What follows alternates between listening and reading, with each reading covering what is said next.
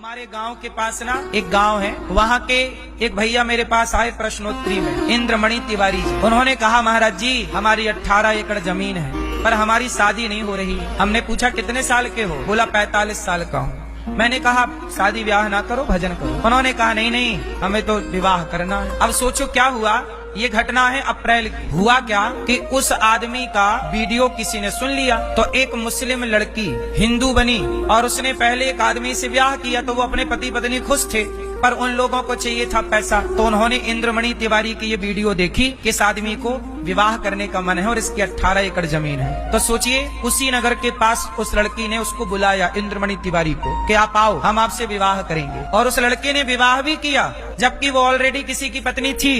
विवाह किया, ये अभी की नई घटना है, अभी न्यूज पे चल रही है पर अभी 2-4 दिन के अंदर का केस है। तो क्या हुआ, उस लड़के ने उसे बुलाया और शादी भी की, मांग भी भरवा ली। अब इंद्रमणि तिवारी को तो लगा कि जी अपना ब्याह हो गया, तो उस लड़की ने लिखवा लिया कि आपके मरने के बाद आपकी संपत्ति मेरी होगी और लिखवा लिया। उस आदमी ने भरोसा कर लिया चल मेरी पत्नी बन गई है तो सब तेरी है। बेचारे ने लिख दिया और लिखवा कर, और इसने बोला था कि जब ब्याह करने आना तो कुछ जेवर कुछ पैसे ले आना, तो पैसे भी लेके गया था। अपनी 1 एकड़ जमीन गिरवी रख के गया था, 1.5 लाख रुपया, 1.5 लाख पैसे के कुछ जेवर कुछ पैसे। क्या किया उस लड़की ने, शादी का झांसा दिया और उसे मार दिया, मार डाला, मर गए वो इंद्रमणि तिवारी। अब पूछो उस लड़की से कि तुमने जो किया उसके साथ क्या ये धर्म था? यदि इंसानों के भीतर धर्म जिंदा होता तो ऐसी घिनौनी हरकत कोई करता ही क्यों? ये घिनौनी हरकत, घिनौने अपराध हैं ही इसलिए क्योंकि आजकल के इंसानों के भीतर का धर्म मर चुका है। अब वो जेल में है, पकड़ी गई वो लड़की, मुसलमान थी, हिंदू बने।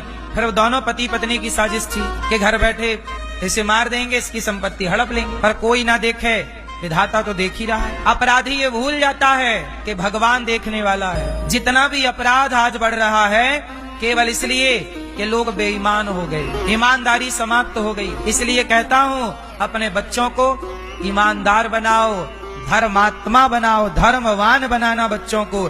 धर्म वाला बेटा ही अपने माँ बाप को सुख दे सकता है, धर्म वाला पति ही पत्नी को सुख दे सकता है। अब बहुत सारी स्त्रियां मेरे से कहती गुरुजी हमारे पति का चक्कर चल रहा है पड़ोसन के साथ। अब पूछो उस पति से कि क्यों, ये धर्म है? तुम अपनी पत्नी को धोखा दे रहे हो पर स्त्री के चक्कर में, क्या ये धर्म है? अब बताओ, ये लोगों का धर्म मर गया तब ना पराई औरत के चक्कर में पड़ गए। राम का धर्म जिंदा था तो सीता के वनवास के बाद भी राम ने दूसरा विवाह नहीं किया। कुछ स्त्रियां अपने पति को छोड़ के पराये मर्द के संग कुछ स्त्रियां भाग जाती हैं। पूछो इन स्त्रियों से ये जो तुमने किया ये धर्म है? हर जगह काम धर्म ही आएगा।